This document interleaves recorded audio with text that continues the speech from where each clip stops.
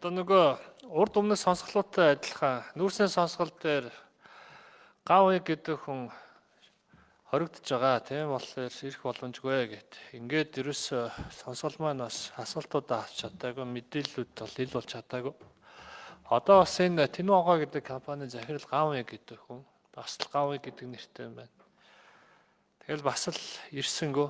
Гэтэл өнөөдрийн энэ санхүүгийн тайлбарууд болохоор бүгдээр нэгдүгээр гарын хэсэг бол манай захирал юм аа. Тэр хүн л мэднэ, тэр хүн шийднэ гэд ийм байдлаар яваад байна.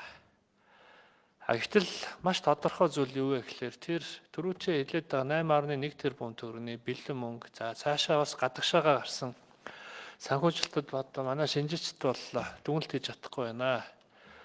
За Төв банк болон бусад олон улсын банкуудын сүлжээгээр дамжуулж мөнгө хаашаа орсон, хаашаа явсан, буцаж Монгол руу орж ирсэн байна уу, үгүй байна уу гэдгийг бол тодорхой болгоно гэж ярьж байгаа шиг.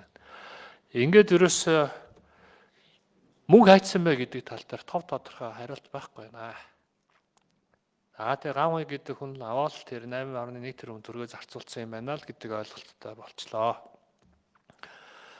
Тэгээ энэ зүйл дээр зүгээр нэг зүйлийг би бас цохоод тэмдэглэмээр байгаа л да. Нөгөө нууцлаад тендерийнхаа хуулийг, олон хуулийг зөрчиж байгаад шууд худалдаа авалт хийчихсэн маш их үнийн дүнтэй анх удаа ингээд нийслэлийн төсвөр том хэмжээний бүхэл ийм багцлсан арга хэмжээ явсан байхгүй юу?